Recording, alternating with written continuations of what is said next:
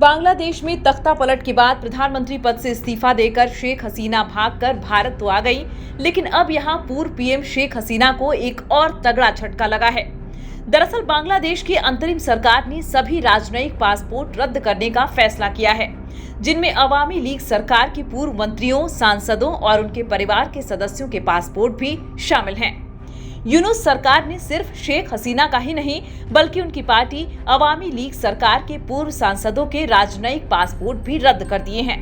बांग्लादेश के गृह मंत्रालय की सुरक्षा शाखा ने बुधवार की शाम को फैसले की घोषणा करते हुए कहा कि पिछले प्रशासन के दौरान सांसदों को जारी किए गए सभी राजनयिक पासपोर्ट रद्द कर दिए जाएंगे। अंतरिम सरकार की ओर से पासपोर्ट रद्द करने के पीछे के कुछ कारण भी बताए गए हैं, जिसमें कहा गया है कि 3 बार देश की पीएम रहने वाली शेख हसीना पर नई अंतरिम सरकार ने हत्या, नरसंहार और अपहरण के कुल 30 से भी ज्यादा मुकदमे दर्ज किए हैं। इनमें 26 केस हत्या के, 4 नरसंहार के और 1 किडनैपिंग का केस शामिल है।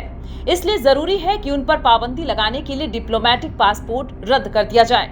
साथ ही उनके कार्यकाल में जारी किए गए बाकी सांसदों के भी पासपोर्ट रद्द कर दिए हैं। बांग्लादेश के अंतर्राष्ट्रीय अपराध न्यायाधिकरण में पूर्व प्रधानमंत्री शेख हसीना के खिलाफ बुधवार को कम से कम 3 और मुकदमे दायर किए गए। इनमें अपदस्थ प्रधानमंत्री पर देश में आरक्षण विरोधी हालिया प्रदर्शनों के दौरान मानवता के खिलाफ अपराध और नरसंहार का आरोप लगाया गया है।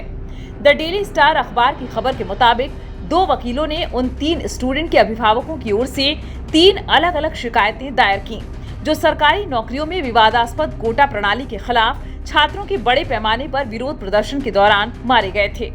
इस शिकायत में हसीना के अलावा अवामी लीग के नेतृत्व वाले गठबंधन के तहत पार्टियों के शीर्ष नेताओं, पूर्व मंत्रियों, पुलिस सदस्यों और अन्य सहित 49 अन्य को नामजद किया गया है। इनके अलावा अवामी लीग और उसके अग्रणी संगठनों के लगभग 500 अज्ञात नेताओं और कार्यकर्ताओं को भी आरोपी बनाया है।